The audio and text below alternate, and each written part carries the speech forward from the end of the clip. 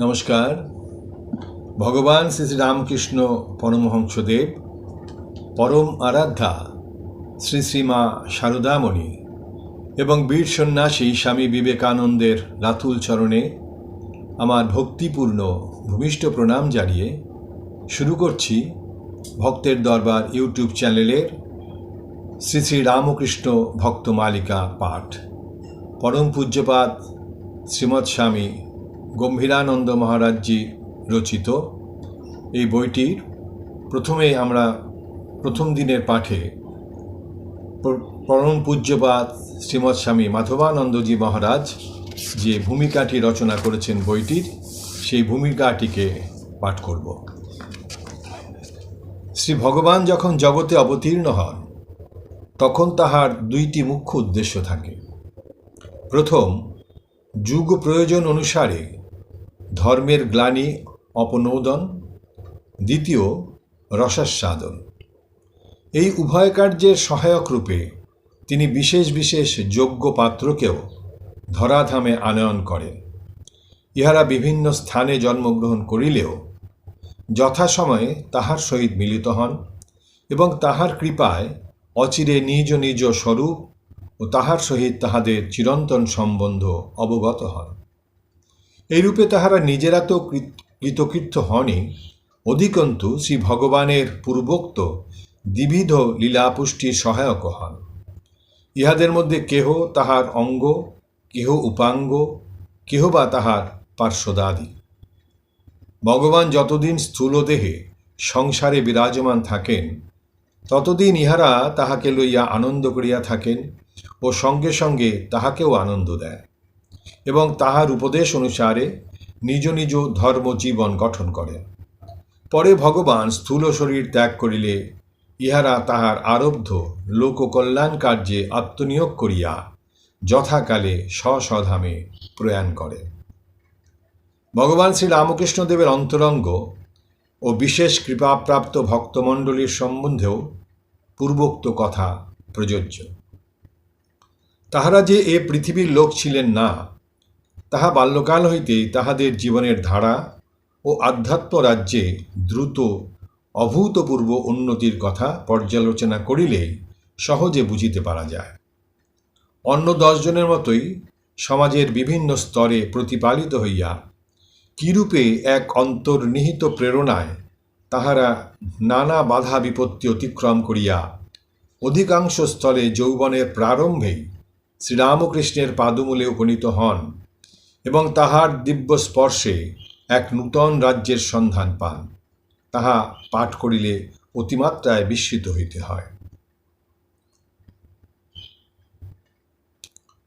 আরও বিস্মিত হইতে হয় শ্রীরামকৃষ্ণের লোক চিনিবার ও তাহাদিগকে নিজ নিজ ভাব অনুযায়ী ধর্মরাজ্যে অগ্রসর করিয়া দিবার অদ্ভুত ক্ষমতা দেখিয়া। ইহাতে স্ত্রী পুরুষ, গৃহী ত্যাগী, ব্রাহ্মণ শূদ্রাদির ভেদ ছিল না। দেহগত কোনো বাহ্য আবরণ তাহার অতীন্দ্রিয় দৃষ্টিকে প্রতিহত করিতে পারিত না। কোনো কোনো স্থলে জগন্মাতা তাহাকে পূর্ব হইতেই ইহাদের আগমন বিষয়ে জানাইয়া দিয়াছিলেন। এই জন্য সাধনকালের অবসানে তিনি অত্যন্ত উৎকণ্ঠার সহিত ওই সকল চিহ্নিত ভক্তের আগমন প্রতীক্ষা করিতেন। শ্রী শ্রী রামকৃষ্ণ কথামৃত, শ্রী শ্রী রামকৃষ্ণ লীলা প্রসঙ্গ, শ্রী শ্রী রামকৃষ্ণ পুঁথি প্রভৃতি প্রমাণিত গ্রন্থে আমরা শ্রীরামকৃষ্ণের অন্তরঙ্গ ভক্তগণের সহিত মিলন প্রসঙ্গে তাহার পূর্বোক্ত শক্তির ভুরি ভুরি নিদর্শন পাই। কিন্তু ওই সকল গ্রন্থে বর্ণিত ঘটনাগুলি প্রধানত শ্রী শ্রী ঠাকুরের জীবৎকালের মধ্যে সীমাবদ্ধ বলিয়া আমাদের স্বভাবতই জানিবার ইচ্ছা হয় তাহার অদর্শনের পর তাহার বিশেষ কৃপাপুষ্ট শিষ্য ও ভক্তগণ কিভাবে জীবনযাপন করিয়াছিলেন, তখনও তাহাদের বাক্য ও আচরণে ঠাকুরের মহিমায় পরিস্ফুট হইয়াছিল কিনা এবং তাহাদের সম্বন্ধে তাহার অদ্ভুত ভবিষ্যৎবাণীগুলি সফল হইয়াছিল কিনা। সঙ্গে সঙ্গে তাহাদের ঠাকুরের সহিত মিলনের পূর্বেকার জীবন বৃত্তান্ত কিছু কিছু জানিবার কৌতূহল হয়। স্বামী গম্ভীরানন্দ প্রণীত শ্রীরামকৃষ্ণ ভক্ত মালিকা আমাদের এই উভয়বিধ আকাঙ্ক্ষারই অন্তত আংশিক পূর্তি সাধন করে। এজন্য তিনি সকলের ধন্যবাদার্হ। শ্রীরামকৃষ্ণের পদাশ্রিত বিশিষ্ট ভক্তবৃন্দের সংখ্যা নিতান্ত অল্প নহে। আবার তাহাদের মধ্যে কাহারও কাহারও পরবর্তী জীবন বিশেষ গুরুত্বপূর্ণ ও ঘটনাবহ। পক্ষান্তরে ঠাকুর যাহাদিগকে আধ্যাত্মিক রাজ্যে খুব উচ্চস্থান দিয়াছিলেন, এমন কাহারও কাহারও জীবনের ইতিহাস এক প্রকার অপরিজ্ঞাত বললেই চলে। দীর্ঘকাল ব্যতীত হওয়ায় এখন এমন কেহ জীবিত আছেন বলিয়া জানা নাই, যাহার নিকট ইহাদের সম্বন্ধে নূতন কিছু উপাদান সংগ্রহ করা চলে। কাজেই গ্রন্থকার প্রাপ্ত উপকরণসমূহের যতটুকু বা যতখানি যেভাবে সাজাইলে অল্প পরিসরের মধ্যে ইহাদের জীবনের বৈশিষ্ট্যগুলি ফুটিয়া ওঠে, তৎপ্রতি দৃষ্টি দিয়াছেন এবং ইহাতে অনেক পরিমাণে সফলতাও লাভ করিয়াছেন। ফলে পুস্তকখানি পাঠ করিতে করিতে উহাতে বর্ণিত চরিত্রগুলির অলোক সামান্য মহত্ব ও মাধুর্য সাধারণ মনকেও আপনা হইতে এক উচ্চ ভূমিতে লইয়া যায়। মনে হয় অনন্ত ভাবময় শ্রীরামকৃষ্ণই যেন এই সকল শুদ্ধ আধার অবলম্বনে লোককল্যাণার্থ নানাভাবে লীলা করিতেছেন, যেন তিনি ও তাহার ভক্তগণ বাস্তবিকই অভেদ। এই কারণেই স্বামী বিবেকানন্দ বলিয়া গিয়াছেন যে শ্রীরামকৃষ্ণ সঙ্ঘে ঠাকুরই রূপায়িত হইয়া আছেন। ভক্তগণের পরবর্তী জীবনের কতকগুলি ঘটনা হইতে আমরা বেশ বুঝিতে পারি যে দেহত্যাগের পরও শ্রীরামকৃষ্ণের ঐশী শক্তি তাহাদিগকে পরিচালিত করিতেছে এবং নানা প্রকার আপদ বিপদে সমভাবে রক্ষা করিতেছে। ইহাতে আমরা তাহার অপার্থিব ভক্ত বাৎসল্যের পরিচয় পাইয়া মুগ্ধ হই এবং তাহারই চরণে নিজেদের উৎসর্গ করিতে অধিকতর উদ্বুদ্ধ হই। সাগরগামিনী বিশালকায়া নদী যেমন বহু শাখা বিস্তার করিয়া বিপুল ভূভাগকে শস্যশালী ও অসংখ্য জীবকে জলদানে তৃপ্ত করেন, ভগবান শ্রীরামকৃষ্ণ সেইরূপ লোকচক্ষুর অগোচরে হইয়াও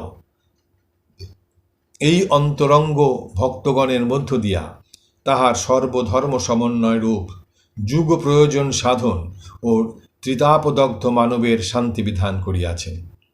অন্য কথায় ঠাকুর ছিলেন যেন এক বিরাট আধ্যাত্মিক বিদ্যুদাধার, তাহা আর অন্তরঙ্গ ভক্তগণ যেন ওই অমিত তেজের সঞ্চরণের উপযোগী তারসমূহ। ইহাদের বহুমুখী শক্তির উৎস তিনি।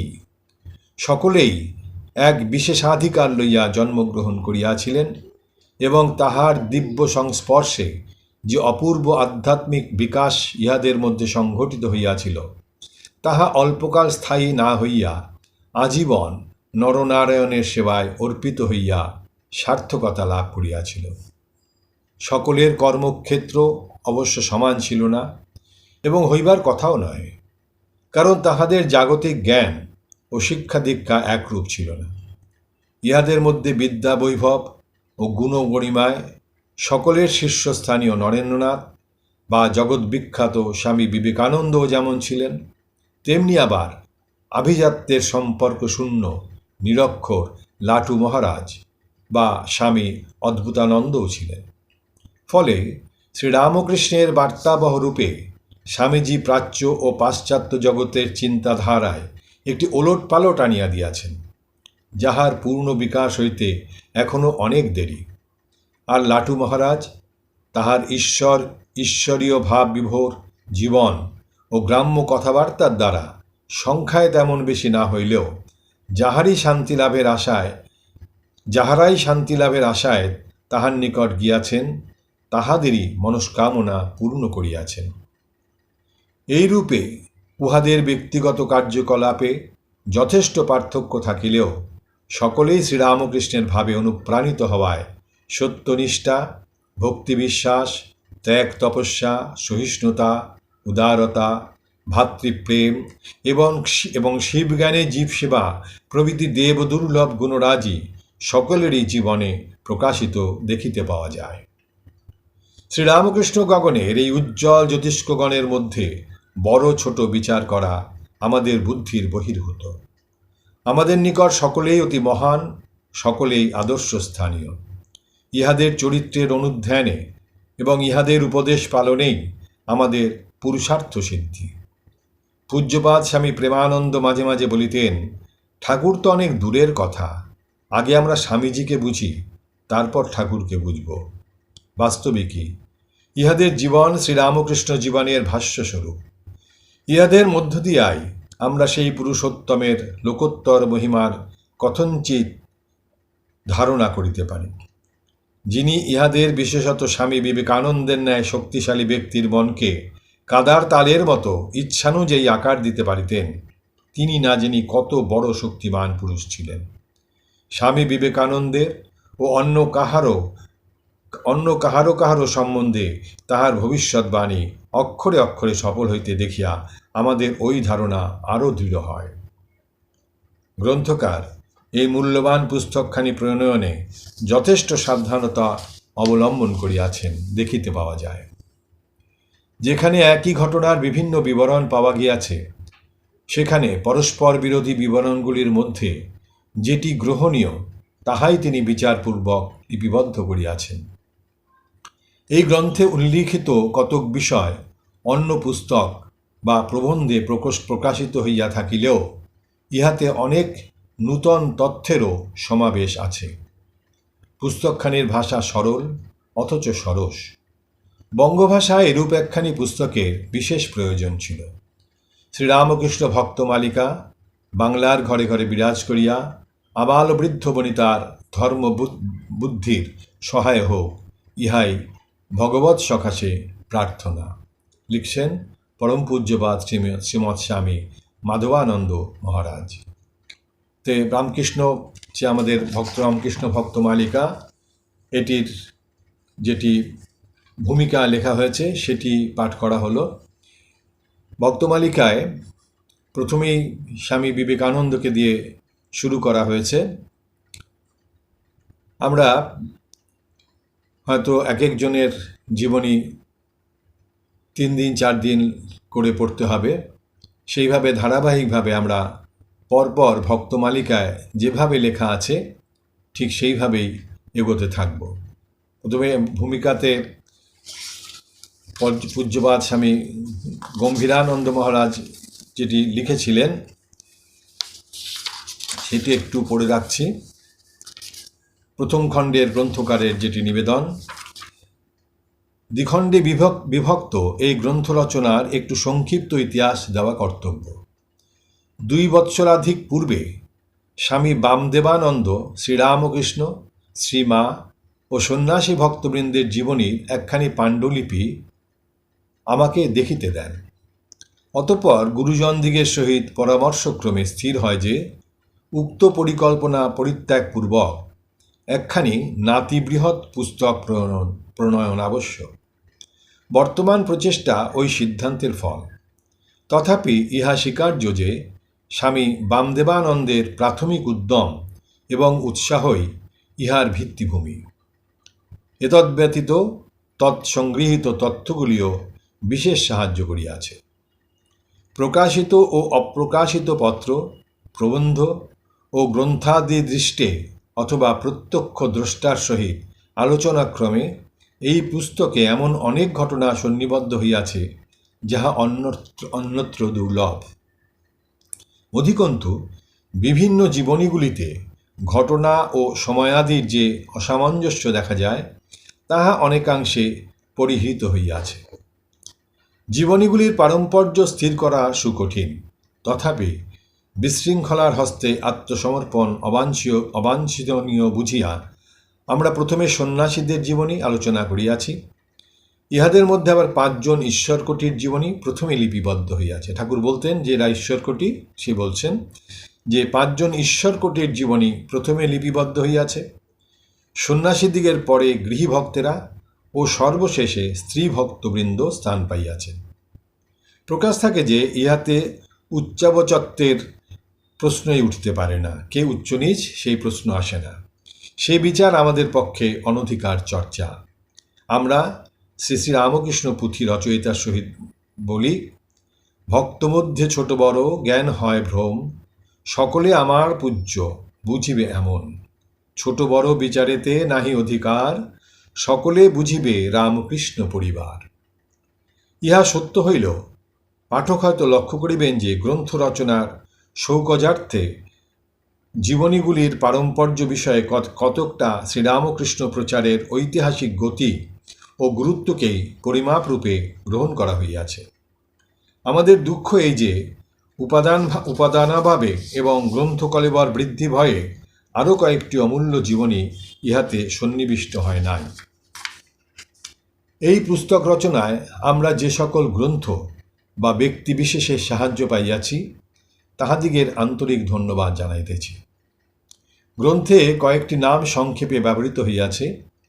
ঠাকুর শ্রীরামকৃষ্ণদেব, শ্রী শ্রী মাতা ঠাকুরানী ও শ্রীমৎ স্বামী বিবেকানন্দের নাম যথাক্রমে ঠাকুর, শ্রীমা ও স্বামীজি রূপে উল্লিখিত হইয়াছে এবং শ্রী শ্রী রামকৃষ্ণ লীলা প্রসঙ্গ, শ্রী শ্রী রামকৃষ্ণ কথামৃত এবং শ্রী শ্রী রামকৃষ্ণ পুঁথি যথাক্রমে লীলা প্রসঙ্গ, কথামৃত ও পুঁথি রূপে উদ্ধৃত হইয়াছে। সর্বশেষে ভক্তদের চরণে প্রার্থনা এই, কৃপা সিন্ধু ভক্তবৃন্দ করমোরে দান, অধমেরে যুগল চরণে দেহ স্থান। এই বলে পরম পূজ্যপাদ স্বামী গম্ভীরানন্দ মহারাজজি তার যে প্রথম খণ্ডের যে নিবেদন সেটিকে লিখেছিলেন। তা আমরা কালকের থেকে, অর্থাৎ আমি আগে বলেছি যে প্রত্যেক মঙ্গল এবং শুক্রবার আমরা এটা প্রচার করব। তার প্রথম প্রচার আমাদের এটা শুরু হবে 7ই মে থেকে, 7 তারিখ মঙ্গলবার, সেদিন থেকে আমাদের এটি প্রচার শুরু হবে।